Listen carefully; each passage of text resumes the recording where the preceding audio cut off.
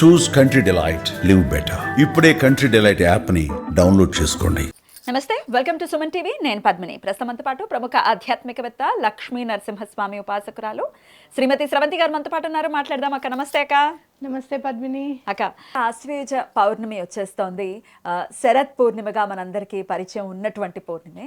ఈ పూర్ణిమకు ఉన్నటువంటి వైశిష్ట్యం ఏమిటి, ఎట్లా యూటిలైజ్ చేసుకోవచ్చు ఈ పూర్ణిమని? సోమవారంతో కూడి వస్తోంది.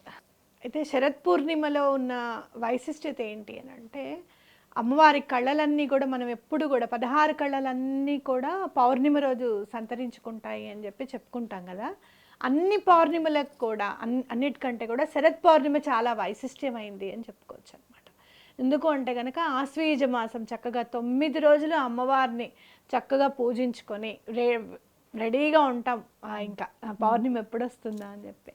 కాబట్టి ప్రకృతి కూడా తనకి అంటే అమ్మవారికి అర్పించుకోవడానికి అన్నట్టుగా ఉంటుంది అని చెప్పుకోవచ్చు. అయితే శరత్ పూర్ణిమ రోజు చాలా ఇంపార్టెంట్గా రేస్ వస్తాయి మనకి చంద్రుడి నుంచి అని చెప్పి చెప్తారు అనమాట. అంటే ఔషధీ గుణాలున్న కిరణాలు చంద్రుడి నుంచి భూమిపైకి ప్రసరిస్తాయి అని చెప్పి మనం చెప్పుకోవచ్చు.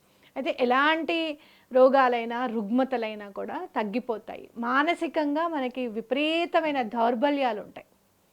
ఒకళ్ళని చూస్తే ఓర్చుకోలేము, ఒకళ్ళని చూస్తే కోపం వచ్చేస్తూ ఉంటుంది, మంచి చేసినా కూడా గుర్తించలేము. ఇలాంటివి చాలా ఉంటాయి మనకి. నిజంగా చెప్పాలి అని అంటే కనుక ప్రతి వ్యక్తి కూడా మానసికంగా దివ్యాంగుడే కొన్ని విషయాలలో. ఎవరికి ఒక్కొక్కళ్ళకి కోపం ఉంటుంది, ద్వేషం ఉంటుంది, జలసీనెస్ ఉంటుంది. దాన్ని ఎలా అయినా మార్చుకోవాలనుకుంటాం కానీ ఎప్పటికప్పుడు దుర్బలమే నిజంగా చెప్పాలి అని అంటే కనుక. అంటే మరి ఎందుకు చెప్తున్నాను ఈ మాట, ఇంత మాట ఎందుకు అన్నాను అని అంటే కనుక, మాకేమి ఒంట్లో అంతా మేము బాగానే ఉంటాం, మేము పర్ఫెక్ట్ తెలుసా ఇంట్లో అని అనుకుంటాం చూసావా, అప్పుడు ఇది మిస్ అవుతాం. అందుకని చెప్తున్నా. ఈ కోజాగరి పూర్ణిమ అంటారు శరత్ పూర్ణిమ. అయితే ఎట్లాంటి కోజాగరి అంటే ఏంటంటే, భగవంతుడి దగ్గర అన్నీ ఎప్పుడు కూడా కోశాగారంలో నిండుగా ఉంటాయి. కరెక్ట్గా అడిగి తీసుకునే వ్యక్తే లేడు. అదే బాబా గారు కూడా చెప్తూ ఉంటారు, నా దగ్గర బోలెడు ఉంది, నా కోశాధికారంలో బోల్డ్ ఉంది, మీరెవరూ అడగట్లేదు సరిగ్గా అని అంటారు అనమాట. అంటే మనం ఏమనుకుంటాం, ఎందుకు అడగట్లేదు అన్నారు ఆయన? మనకి అన్నీ ఉన్నాయని ఫీల్ అవుతాం మనం.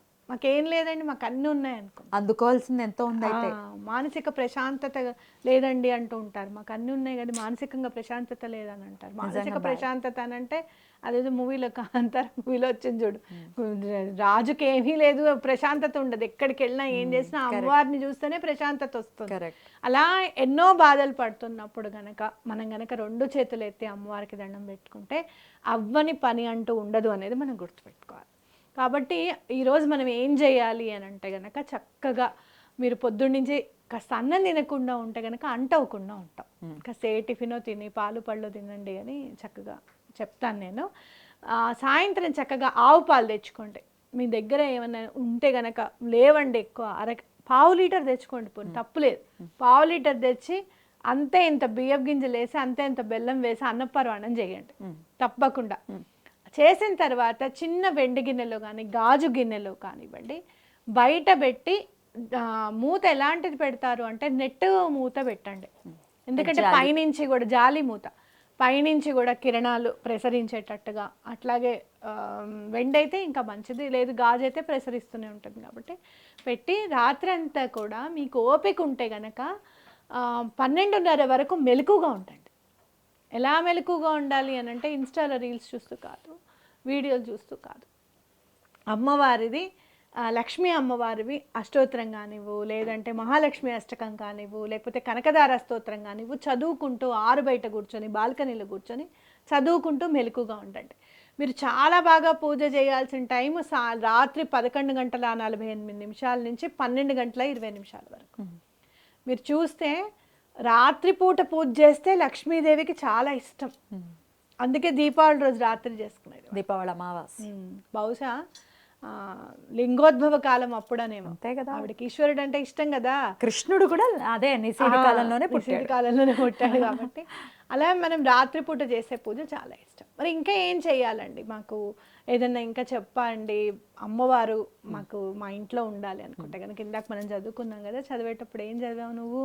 అమ్మవారు వెయిట్ చేస్తూ ఉంటారట, భూలోకానికి వస్తారట. ఆవిడ ఏం చేస్తున్నారు భూలోక వాసులు, ఏం అబ్బాయి ఏం చేస్తున్నావు అని చెప్పి చూస్తూ ఉంటారు ఈ పౌర్ణమి నాడు, అలా కదా.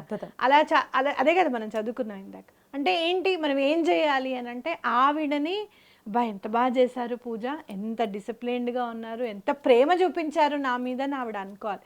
అందుకని మీరు ఏం చేస్తారంటే ఒక 108 కాయిన్స్ తీసుకొని ఆ 108 కాయిన్స్ అమ్మవారి అష్టోత్తరం చదువుతూ ఒక్కొక్క అష్టోత్తరానికి ఒక్కొక్క కాయిన్ ఆవిడ పాదాల చెంత పెట్టండి. అలాగే చేసేటప్పుడు ఏంటంటే కడగండి, కాస్త కడిగేసేసి కొంచెం పాలు జల్లారంటే ఎక్కడెక్కడి నుంచో ఉప్పు నీళ్ళలో కడిగేసేసి కొంచెం పాలు జల్లితే ఎవరెవరి దగ్గర నుంచో మారి వస్తూ ఉంటాయి, వాళ్ళ ఎనర్జీస్ అన్నీ కూడా తీసుకొస్తాయి. అవన్నీ కూడా క్లెన్స్ చేసుకున్న వాళ్ళం అవుతాం. మీకు ఇంకా ఓపిక ఉంటే కాస్త గంధం పెట్టి బొట్టు పెట్టండి. ఈ కోశాగరి పూర్ణిమ నాడు ఆ 108 కాయిన్స్తోనూ పూజ చేసుకొని ఆ 108 కాయిన్స్ తీసుకొని వెళ్ళి బీరువాలో పెట్టుకోండి.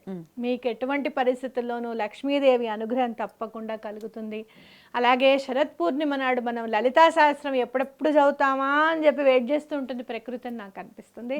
తప్పకుండా మీరు ఎటువంటి పరిస్థితుల్లోనూ లలితా సహస్రం కూడా చదువుకోండి. రాత్రిపూట చదువుకోండి. కాస్త పరమాన్నం చేసేటప్పుడు కాస్త ఎలాచీ వేస్తే చాలా మంచిది అనమాట, చాలా మంచిది. చంద్రుడికే నివేదించమంటారా? డైరెక్ట్ గా చంద్రుడికే నివేదించాలి. కళలన్నీ చంద్రుడి దగ్గరే ఉంటాయి కదమ్మా. ఈ 15 నిత్య కళలు మీరు చూస్తే కనుక అన్ని అమ్మవారి పేర్లే. 16వ కళ ఎక్కడ ఎవ్వరికి కనపడకుండా ఉంటుంది, ఆవిడే లలితా త్రిపుర సుందరి. నేను చెప్పా కదా నిత్యాల గురించి చెప్తానమ్మా అని చెప్పా కదా. మీరు నిత్యల్ని పూజ చేస్తే నిత్య జీవితంలో అది గనక మీరు అలవాటు చేసుకుంటే ఏమి ప్రాబ్లమ్స్ ఉండవు తెలుసా, అసలు ఎలాంటి ప్రాబ్లం కూడా ఉండదు. అదే శ్రీ విద్యోపాసన. అద్భుతం. అయితే వేదిక్ స్విచ్ వర్డ్స్ ని కూడా మన వాళ్ళకి మీరు పరిచయం చేస్తున్నారు కాబట్టి ఈ పౌర్ణమి నాడు ఖచ్చితంగా చదువుకోవాల్సినటువంటి ఆ వేదిక్ స్విచ్ వర్డ్ కూడా చెప్పండి అక్క. లక్ష్మీం నారాయణీం. లక్ష్మీం నారాయణీం అని చదువుకోండి, చాలా బాగా పనిచేస్తుంది. చాలా అంటే చాలా బాగా పనిచేస్తుంది. ఎన్నిసార్లు చదవమంటారు? 108 టైమ్స్ చదువుకోండి. ఏ సమయంలో చదవమంటారు? ఏ సమయమైనా పర్వాలేదు. ఇందాక నేను చెప్పాను కదా కాయిన్స్ పెట్టుకోమని చెప్పా కదా, అప్పుడు కూడా కాయిన్ పెట్టేటప్పుడు లక్ష్మీనారాయణం అని కూడా చెయ్యొచ్చు. చాలా బాగుంది. అంటే అష్టోత్తరం కూడా మాకు చదవటం రాదు అనుకునే వాళ్ళు లక్ష్మీం నారాయణీం అనుకుంటూ పెట్టుకోవచ్చు. రైట్. అద్భుతం అక్క, చాలా బ్యూటిఫుల్ గా ఎక్స్ప్లెయిన్ చేశారు. మంచి రోజు సంవత్సరంలో ఈ నారాయణీయమే. ఆయన అక్కడ మనకి కేరళలో స్వామి ఉన్నారు కదా, కృష్ణుడు ఉన్నారు కదా, అక్కడ ఆయన గురించి అది చదివితే కూడా కడుపులో నొప్పి బాగా ఉంటుంది అనమాట. రాసిన ఆయనకి ఏం చేయాలో తెలియక నారాయణి అని రాశాడు. రాసిన వెంటనే ఆ కడుపులో నొప్పి తగ్గిపోయింది అనమాట. అద్భుతం అద్భుతం, చాలా చాలా సంతోషం. గురువాయూర్ అవును, గురువాయూర్ కృష్ణుడి దగ్గర అన్నమాట. అద్భుతంగా చాలా బ్యూటిఫుల్గా ఎక్స్ప్లెయిన్ చేశారు. ఖచ్చితంగా సంవత్సరంలో ఒక్క పర్యాయం మాత్రమే వచ్చేటటువంటి ఇంత మహిమాన్వితమైనటువంటి రోజుని ఎవరు కూడా మిస్ కావద్దు అని ఈ సందర్భంగా మనం ఎప్పుడు కూడా ఇది మిస్ అవ్వద్దు అది మిస్ అవ్వద్దు అని చెప్తూ ఉంటాం కదా. అన్నీ చేస్తారా మీరు? నన్ను కొంతమంది భలే క్వశ్చన్ చేస్తారు, మీరు అన్నీ చేశారా లేకపోతే అని అంటే అన్నీ కాదు. మీరు ఒకటి గుర్తుపెట్టుకోండి, మనకి ఒక ఫేజ్, చాలా కష్టతరమైన ఫేజ్ ఉంది. ఆ కష్టతరమైన ఫేజ్ని మనం దాటాలనుకుంటున్నాం, మన దగ్గర ఇదే ఉంది, ఇదే చేయగలుగుతున్నాం. అదే చేయాలనుకున్నప్పుడు ఆ పని చేసి ఆ 1 ఇయర్లో ఎలాంటి మార్పు వచ్చింది అనేది నోట్ చేసుకుంటూ వెళ్ళండి. వస్తుంది అనే నమ్మకం పెట్టుకుని ఏం మార్పు వచ్చింది అనేది చేసుకుంటూ వెళ్తే ఈ ఇయర్ నుంచి నెక్స్ట్ ఇయర్ లోపల మళ్ళీ శరత్ పూర్ణిమ వచ్చే లోపల కనీసం మినిమం ఒక 4-5 అడుగులు వేసుంటారు. అప్పుడు వస్తుంది ఎనర్జీ. ఇక వదలము, ఇంకా మంచి రోజులు ఏమైనా సరే మనం ఉపయోగించుకోవాల్సిందే అనేది మనకు అప్పుడు అనిపిస్తుంది. ఒక్క ఇయర్ అయితే ట్రై చేయాలి, అబ్జర్వ్ చేస్తూ ఉంటారు. మొత్తం ఆ ఇయర్ని ఏదో జరిగిపోతుంది ఏదో వెళ్ళిపోతుంది కాదు, అబ్జర్వేషన్ ఇస్ ఇంపార్టెంట్. డెఫినెట్గా రోల్ని ప్లే చేస్తుంది. రైట్ అక్క, చాలా బ్యూటిఫుల్గా ఎక్స్ప్లెయిన్ చేశారక్క, కృతజ్ఞతలు. నమస్తే అక్క. నమస్తే.